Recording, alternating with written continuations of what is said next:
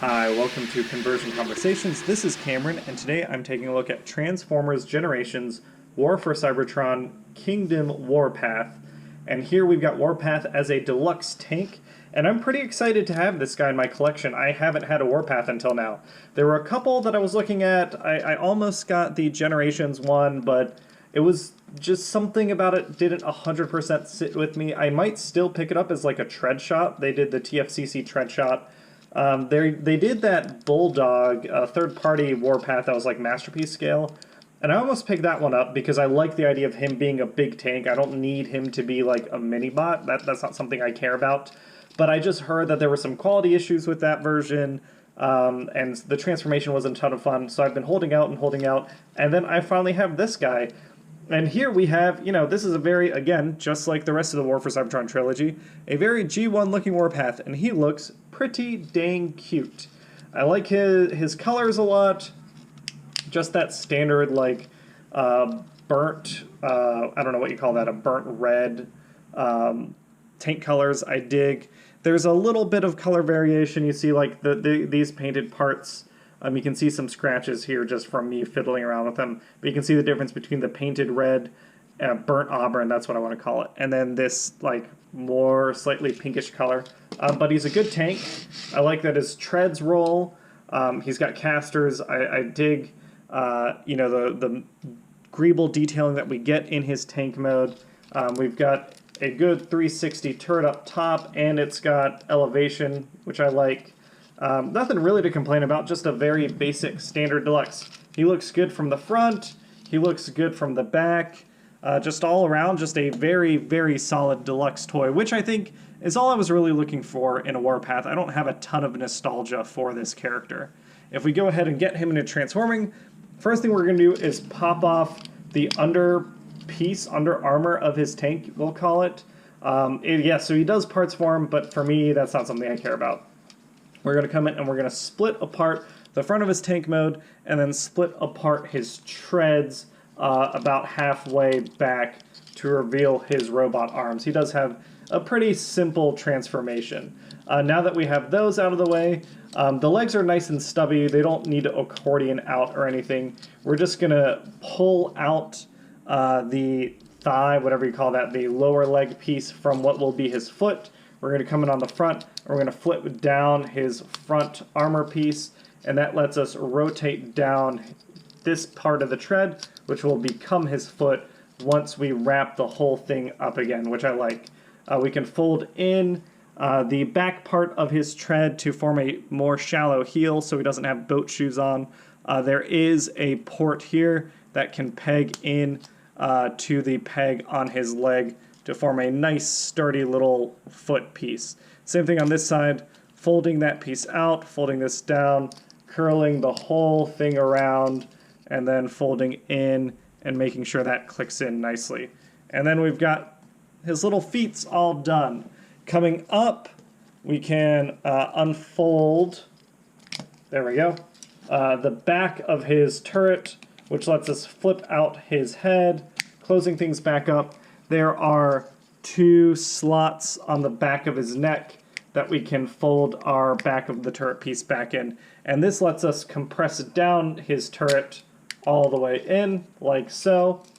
And then we can come in and we can fold up the back of his tank mode, folding this piece down, or up, I guess, and then coming...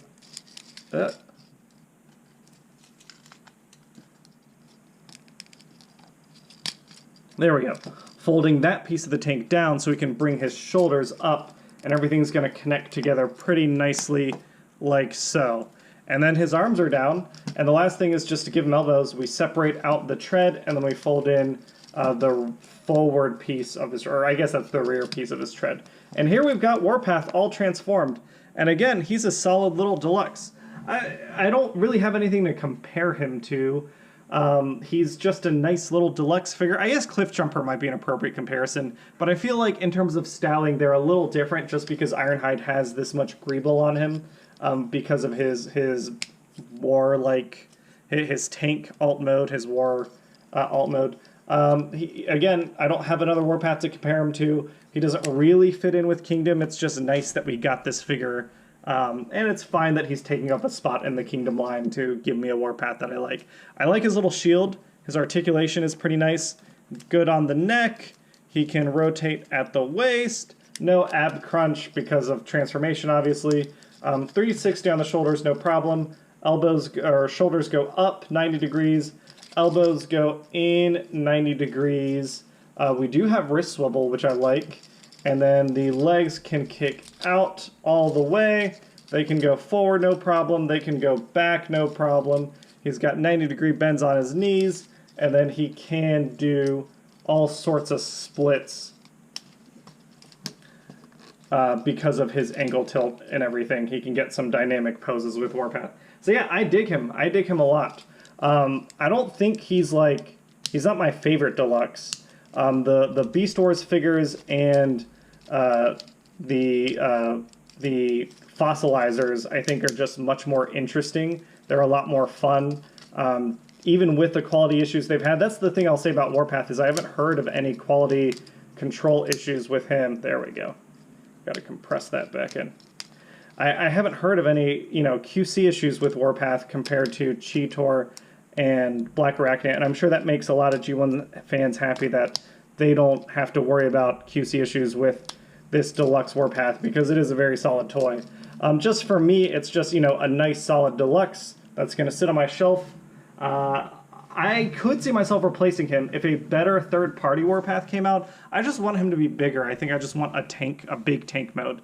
But other than that, I think he's a cool little toy, and I easily recommend him. That being said, so here is my Warpath. I forgot that I had pre-ordered a bunch of figures from a couple different retailers to try and get them quickly because I was super excited about Beast Wars stuff. So I have an entire second Warpath that is still sealed in box that I don't know what to do with. So in that vein, this is going to be a giveaway video. Obviously, I'm keeping this Warpath, but if anyone wants to be in on the giveaway, just like all the other videos, write in the comments below, I would like to enter the giveaway for Warpath, and I'll enter you in, and then I will announce the video on next Saturday's video. So I know I'm doing a couple different giveaways right now, but the winner is always pulled and announced the week after I do the giveaway. So a week from now, we'll have someone who can have this Warpath shipped off to them. Other than that, we'll keep this one nice and short and quick.